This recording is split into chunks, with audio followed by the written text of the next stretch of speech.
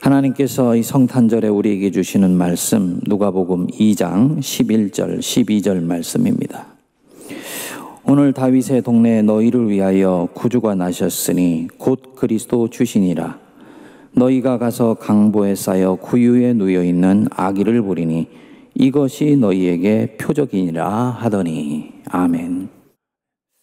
네, 저는 성탄절이 되어서 성탄과 관련된 본문을 묵상하게 되면 제 스스로에게 한 번씩 자문을 해보게 됩니다.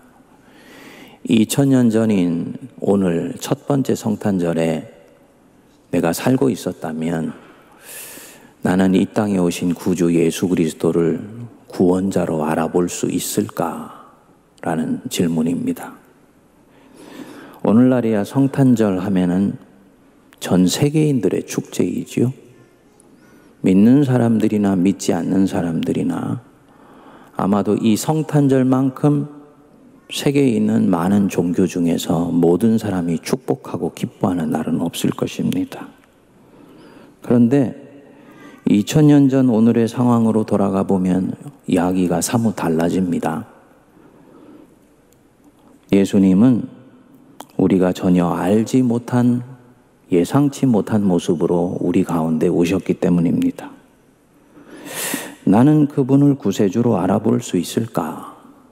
이 질문이 중요한 이유가 있습니다.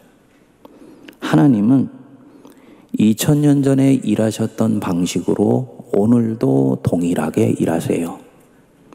그렇기 때문에 2000년 전에 오신 구주를 내가 알아보느냐 알아보지 못하느냐, 이 문제는 하나님이 오늘 내 인생 속에서 일하실 때 하나님의 그 일하시는 손길을 내가 알아차릴 영적 감수성을 갖고 있느냐 없느냐 하는 부분과 직결됩니다.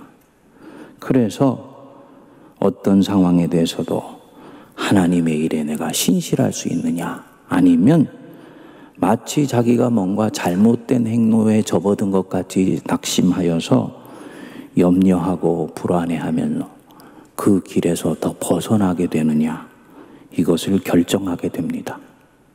오늘 말씀에 보면 첫 번째 성탄절이 어떤 모양으로 우리에게 비춰졌는지가 섬세하게 그려져 있습니다. 천사가 한밤중에 들에서 양을 치던 목자에게 나타나서 말을 합니다. 11절을 보시면 오늘 다윗의 동네에 너희를 위하여 구주가 나셨으니 곧 그리스도 주시니라. 성도님들, 2000년 전에 하늘의 하나님께서 우리같이 부족하고 연약하고 죄 많은 인생들을 구원하시기 위해서 하나밖에 없는 독생자 예수 그리스도를 우리를 위해서 주신 것을 믿으십니까? 이 놀라운 선물, 이 구원하시는 놀라운 은혜의 선물이 역사하셔서 우리를 죄와 죽음과 원수의 권세에서 건져내시고 하나님이 나를 하나님의 자녀 삼으신 건 믿으시죠? 그래서 우리에게는 영원한 생명이 허락된 것입니다. 이 믿음 절대로 놓치면 안 됩니다. 이 구원의 감격을 놓치게 되면 성탄은 기쁜 날인지 아닌지를 확인할 수가 없는 것이 되는 거예요. 그래서 이 구원의 길을 열어주신 예수님 오신 이날 크리스마스는 한없이 기쁘고 감격스러운 날입니다. 그런데 그 메시아가 이 땅에 오셨는데 어떤 모습으로 오셨냐? 메시아가 정말 왕으로 이 땅에 오셨다는 사인이 무엇이냐? 12절이죠. 너희가 가서 강보에 쌓여 구유에 누워 있는 아기를 보리니 이것이 너희에게 표적이니라. 무슨 말씀이냐? 자, 이제 너희 목자들아, 내가 지시하는 곳에 가면 거기에 강보에 쌓여서 구유에 누워있는 아기를 보게 될 것이다. 그것이 메시아가 이 땅에 오신 표적, 사인보드야 라고 말씀하는 거예요. 보시지요? 구세주가 지극히 연약한 아기의 모습으로 오셨습니다. 다윗의 가문에서 난다 했기 때문에 이스라엘 사람들은 이 메시아는 다윗 같은 용맹과 지혜를 가진 막강한 왕으로 오실 줄 알았어요. 그런데 연약하디 연약해서 누구를 구하기는커녕 누구의 도움을 받지 않고는 생을 유지할 수가 없는 아기의 모습으로 이 땅에 오신 것입니다. 사람들이 예상했던 모습과는 전혀 다른 모습이지요. 거기에 이 아이가 어디에서 처음 이 땅에서의 삶을 시작합니까? 구유입니다. 소 염을 먹는 통이에요. 이 염을통에 뉘어져서 당신의 인생, 왕의 인생을 시작하는 거지요. 내가 만일 그 현장에 있었다면 이 남루하다 못해 비천하게 태어나 보이는 이 아이를 보면서 이 아이가 온갖 세상의 악을 제압하고 인류에게 구원을 가져다 줄 구세주이다 라고 받아들일 수가 있겠냐? 이게 쉽지 않은 믿음인 것입니다. 예수님 당시뿐만 아니라 많은 사람들이 오늘도 이런 모습의 예수를 메시아로 믿지 못합니다. 받아들이기를 머뭇거립니다. 왜냐하면 하나님이 세상에 선물로 예수님 주실 때, 또 하나님이 세상에 자기 백성에게 은혜를 선물로 주실 때는 날 것으로 그냥 주시지 않아요. 선물이에요. 항상 포장을 하셔서 주십니다. 모든 선물 그냥 주지 않지요. 누구한테 선물을 하면 그냥 물건만 쏙 내밀지 않지요. 그 선물이 귀하면 귀한 것일수록 예쁜 포장지로 포장을 해서 선물 자체의 내용이 보이지 않게 합니다. 하나님이 세상에 예수님이라는 선물을 주실 때도 그렇게 했습니다. 그래서 성경에도 보면 이 메시아 예수님을 뭘로 싸서 선물 대신 이 예수님을 안에 감추셨어요. 7절에 보니까 강보에 싸여 그랬습니다. 영어로는 wrapped him in clothes, 그래서 옷으로 예수님을 감싼 것입니다. 하나님이 예수님을 정확히 이런 모습으로 우리에게 선물로 주셨어요. 뭔가로 싸셨다, 포장하셨다, 구유에 누이게 하셔서 구세주로 하기에는 너무나 남루해 보이고 심지어는 초라해 보일 정도로 싸셨다. 메시아 왕이시니 왕궁에 태어나셨으면 메시아를 금방 알아볼 수 있었을 것입니다. 그런데 그렇게 안 하셨어요. 허름한 목수의 아들로 태어나 세상적인 눈으로 보면 전혀 왕이 아닌 것처럼 또 포장하셨습니다. 메시아는 다윗 가문에서 온다고 오래전부터 예언했죠. 그렇기 때문에 사람들은 다윗 왕처럼 왕의 행차를 알아차릴 수 있도록 나팔 부는 가운데서 모든 사람이 환대하는 가운데 오실 것으로 생각했습니다. 그런데 그렇게 하시지 않고 지극히 연약한 아기로 유대 땅 베들레헴에 살며시 내려오신 거예요. 또다시 왕이 아닌 것처럼 포장하신 것입니다. 누가 그를 구세주로 알아보겠습니까? 정말 우리가 지금 갖는 이 신앙의 지식을 빼어버리고 2000년 전에 살았다면 이 아기를 구세주로 알아볼 수가 있겠습니까? 못 알아봅니다. 내가 생각하는 메시아가 아니기 때문이에요. 메시아라고 하기에는 너무나 유약해 보이기 때문입니다. 우리가 생각하는 구세주는 화려하고 힘이 막강하고 엄청난 카리스마를 휘두르며 대중을 장악하는 슈퍼맨이라고 생각했었기 때문입니다. 그런데 천사는 분명히 말했어요. 옷천에 쌓여서 소 염을통에 놓여있는 아기를 봐라. 그것이 메시아가 이 땅에 오신 표적이다. 그 남루한 모습을 보면 구세주가 온 줄로 알아라. 진짜 구세주는 소박하다 못해 누추하고 힘이 없다 못해 다른 사람의 도움을 받지 못하면 살 수 없을 정도로 처음엔 연약해 보이고 많은 사람의 이목을 끌기는커녕 믿음을 갖고 있는 몇몇 사람만이 알아볼 수 있게 온다. 하나님의 일은 항상 그렇게 시작된다 라는 것입니다. 여러분, 하나님의 일은 항상 세상 시각으로 볼 때는 이렇게 포장되어서 시작됩니다. 내 안에서의 하나님의 일도 그렇게 포장되어서 시작이 됩니다. 이번 예수님의 경우만 그런 것이 아니고 성경에 나타나는 하나님의 일은 항상 이렇게 시작이 돼요. 하나님이 아브라함을 이스라엘의 조상으로 세우시려고 고향으로부터 불러내셨지요. 너는 너의 본토 친척 아비 집을 떠나 내가 네게 지시할 땅으로 가라. 동네에 나타나셔서 확성기를 대고 말씀하신 게 아니에요. 그 누구에게도 말씀하시지 않고 아브라함 단 한 사람에게, 그것도 그의 내면에 바람처럼 세미한 음성으로 말씀하신 거예요. 누가 이 아브라함의 내면에 일어나는 이 말씀의 미묘한 파장을 감지할 수가 있겠습니까? 누가 이것이 하나님이 지금 큰 일을 시작하시는 조짐이라고 보겠습니까? 아무도 모릅니다. 철저히 포장되어 있기 때문이에요. 하나님의 일이 아닌 것처럼 미미해 보이는 일로 포장되어 있습니다.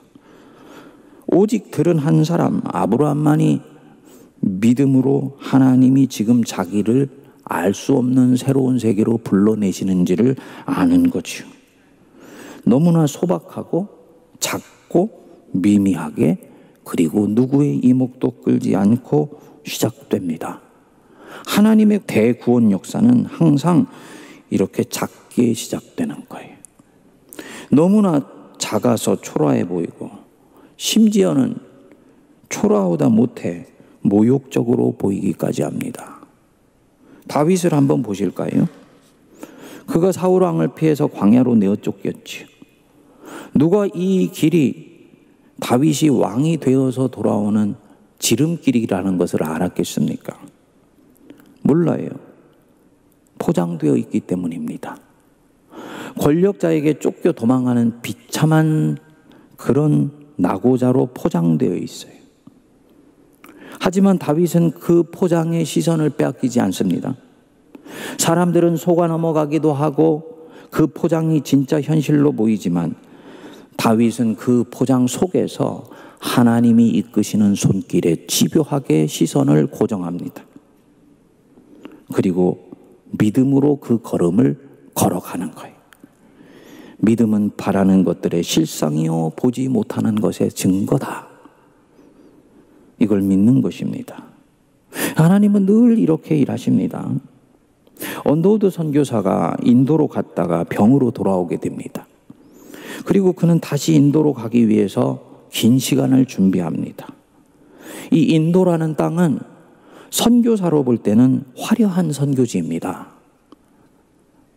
1800년대 후반에 이미 인구가 4억이 넘었어요.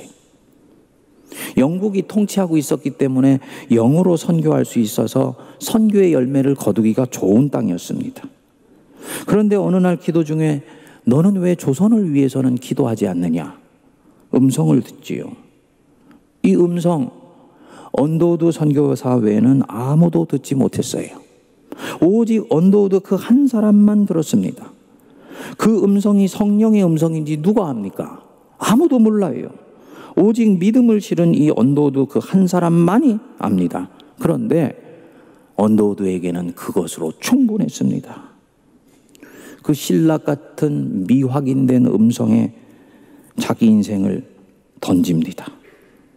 그래서 자기 인생을 가난에 찌들은 은둔의 나라에 오롯이 던져넣는 거예요. 인구라고는 당시 600만 명이 조금 넘는 언어도 모르는 이 낯선 나라에 자신을 드리는 거지요. 하나님의 일은 이렇게 시작됩니다. 그렇기 때문에 다른 누구도 그 일이 하나님의 일인지를 모르는 거예요. 하지만 믿음을 갖고 있는 자는 보고 만지고 거기에 시선을 집중합니다. 생각해 보니까 예수님이 이미 하나님의 위대한 일은 이렇게 시작되는 것이라고 말씀하셨죠. 얘들아, 천국은 마치 농부가 자기 밭에 겨자씨를 심는 것과 같다.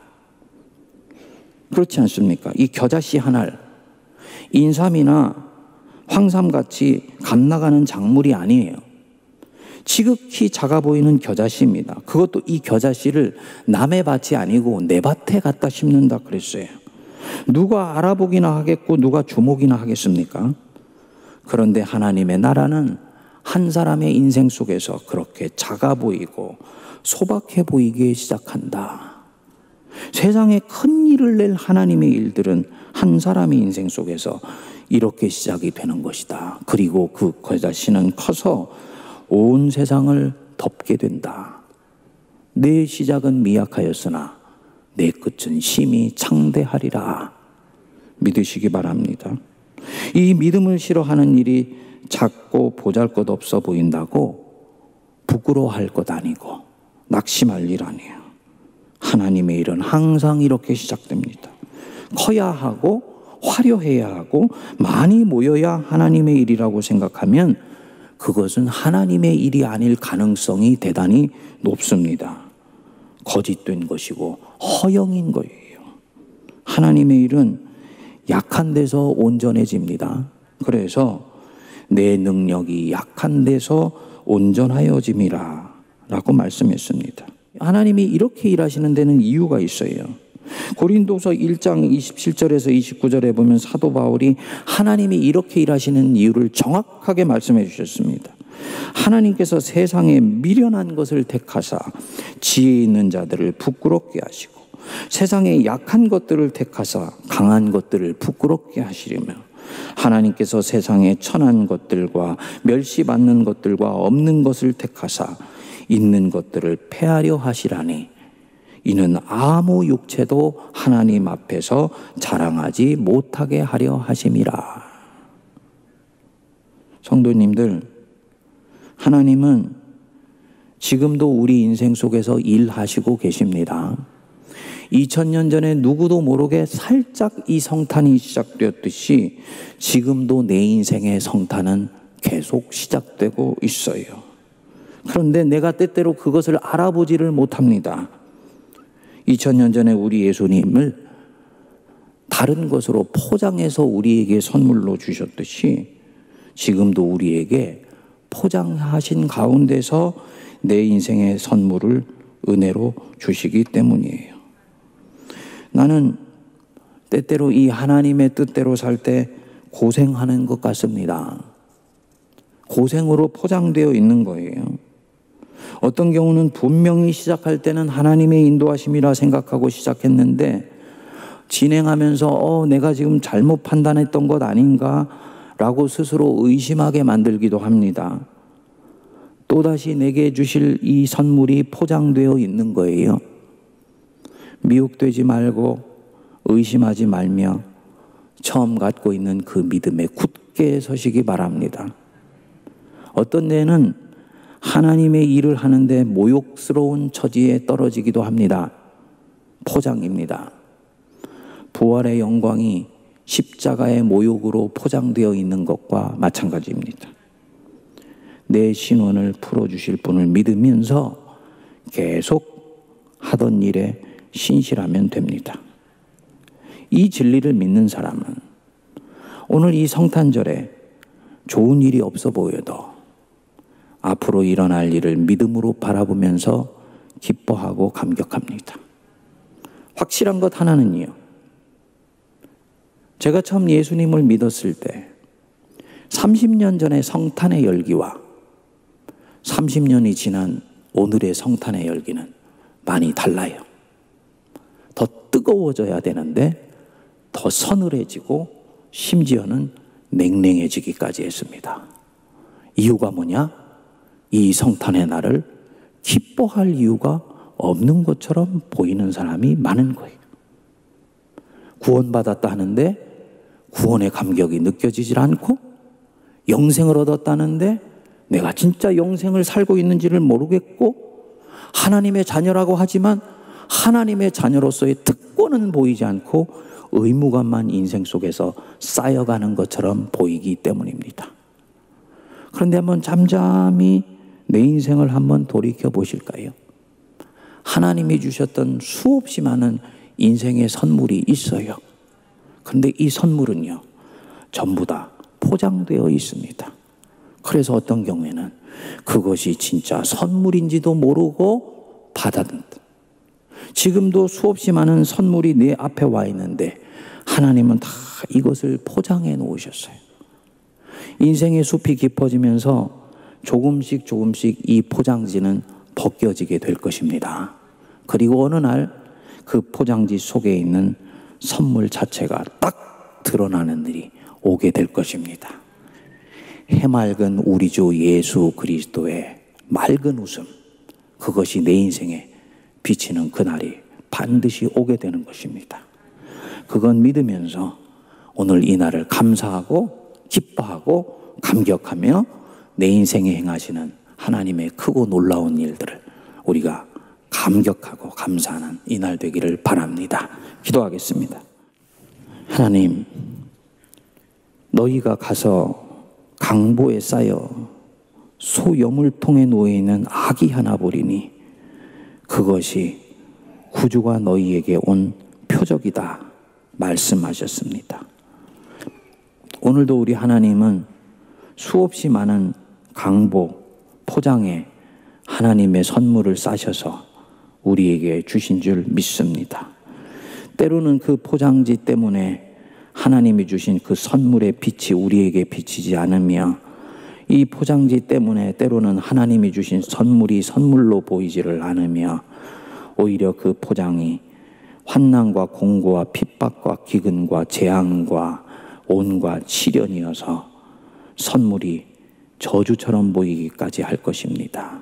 주님, 첫 번째 성탄에 일어났던 그 신앙의 표적을 기억하게 하여 주셔서 이 땅에 내 인생의 구주로 오신 우리 예수님, 강보에 쌓여서 이 땅에 오셨고 가난한 백성으로 포장되어서 이 땅에 오셨고 다윗의 동네에서 났으나 평범한 이 사람으로 포장되어서 오신 그 신앙의 이치를 배우게 하시고 포장 속에 뚫고 역사하시는 우리 예수 그리스도를 집요하게 바라보며 오늘도 믿음으로 하나님의 행하실 일을 보게 하여 주시옵소서.